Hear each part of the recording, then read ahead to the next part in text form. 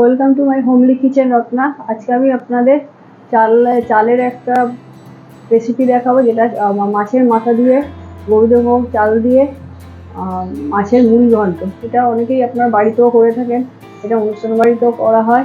এটা তার জন্য আমি কী কী নিয়েছি সেগুলো আপনাদের আমি দেখাচ্ছি। প্রথমে একটা কাতলা মাছ নুন হলুদ দিয়ে একটু কড়া করে ভেজে রেখেছি। 300 মতো গোবিন্দভোগ চাল ভালো করে ধুয়ে জল ঝরিয়ে রেখেছি। এখানে একটু আদা ক্রাশ করে রেখেছি, আর এখানে সবজি রেখেছি। একটা ফুলকপি ছোটো ছোটো করে কেটে নুন হলুদ মাখিয়ে ভেজে রেখেছি। 2টো আলু ছোটো ছোটো করে কেটে নুন হলুদ দিয়ে মাখিয়ে রেখেছি। আপনারা এর মধ্যে আরও সবজি দিতে পারেন, আমার কাছে এইগুলো ছিল, আমি এগুলোই দিলাম। আপনারা কাজু কিশমিশ এগুলো ইউজ করতে পারেন। ফোড়নের জন্য রেখেছি গোটা জিরে, গোটা গরম মশলা, এলাচ, দারচিনি, লবঙ্গ, পরিমাণ মতো লবণ, অল্প একটুখানি হলুদ 1 চামচ মতো, 1 চামচ মতো শুকনো লঙ্কার গুঁড়ো, আর 3টে কাঁচা লঙ্কা রেখেছি। আর একটু ঘি লাগবে। যে তেলে আমি মাছটা ভেজেছি, সেই সর্ষের তেল দিয়ে ভেজেছি, সেই তেলেই আমি একটু ঘি দিয়ে দেবো।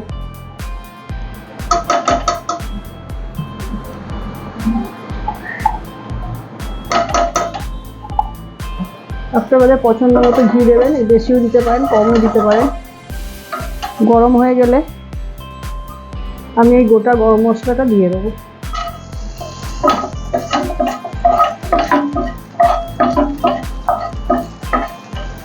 একটু ভাজা ভাজা হয়ে গেলে গোটা জিরেটাও দিয়ে দেবো ফোড়নের জন্যে।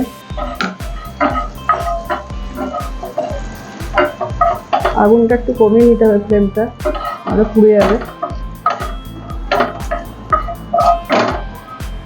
এবার আমি এই মাছের মাথাটা দিয়ে দেবো, দিয়ে এর সঙ্গে একটু গরম মশলা ঘিয়ের সঙ্গে একটু নাড়িয়ে নেব।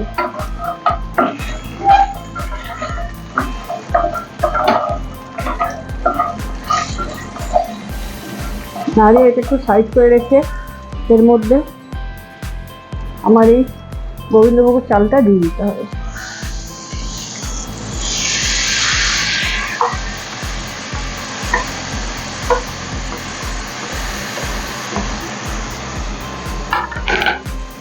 এটা একটু ভাজা ভাজা করে নিতে হবে।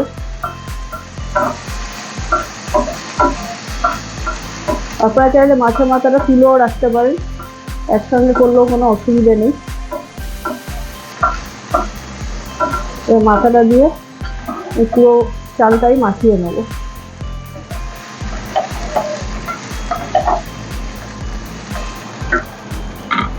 এবার আমি লবণটা দিয়ে দেবো।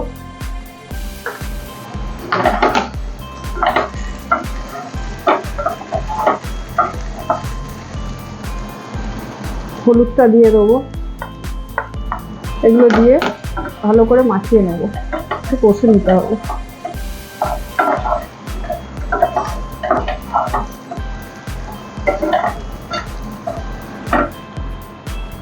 এবার আমি আদা ক্রাশ করা আদাটা দিয়ে দেবো।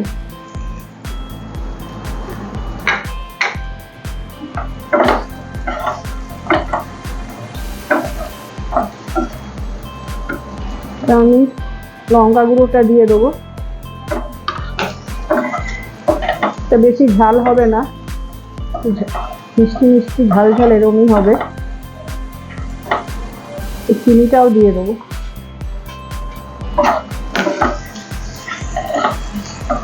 চালটা আমার ভাজা ভাজা হয়ে গেছে, মশলাগুলো ভাজা হয়ে গেছে। এবার এর মধ্যে আমি পরিমাণ মতো জল দিয়ে দেবো।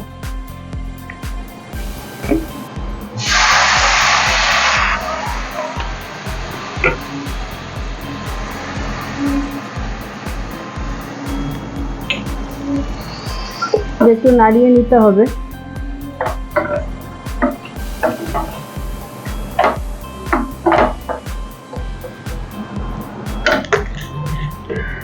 লঙ্কা 3টে দিয়ে দেবো।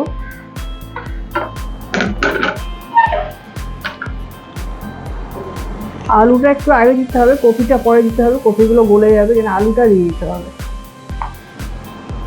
আপনারা আগেই বললাম কাজু কিশমিশ দিতে পারেন, কপিটা পরে দেবো, নাহলে গলে যাবে।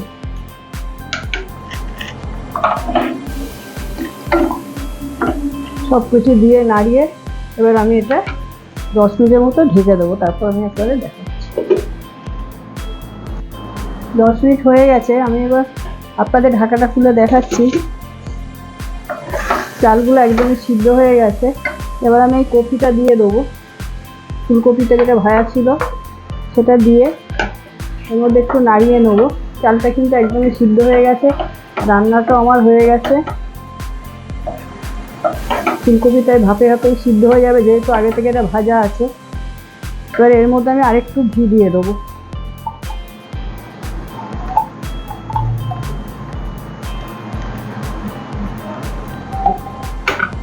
দিয়ে একটু নাড়িয়ে নেবো।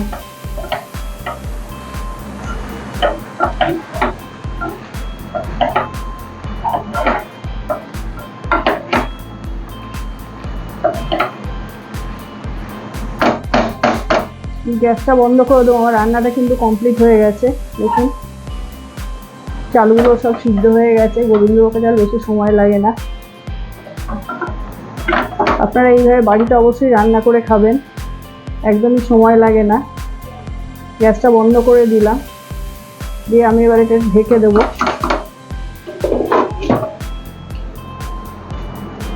এটা কাতলা মাছের মাথা দিয়ে গোবিন্দভোগ চাল দিয়ে মুড়ি ঘন্ট। এর মধ্যে আপনারা কড়াইশুঁটিও দিতে পারেন, গাজর দিতে পারেন, কিন্তু আমি ওগুলো আর দিলাম না। আমি কপি আর আলু দিয়েই করলাম। এই রান্নাটা যদি আপনাদের ভালো লাগে অবশ্যই আপনারা হোমলি কিচেন রত্না এই চ্যানেলটা সাবস্ক্রাইব করবেন, লাইক করবেন, শেয়ার করবেন। এবং এটা খুব কম সময়ের মধ্যে হয়ে যায়। মনে হয় এটা করতে গেলে হয়তো অনেক ঝামেলা, দেখলেন তো আমি করে দেখালাম, খুব কম সময়ের মধ্যেই হয়ে যাবে। ধন্যবাদ।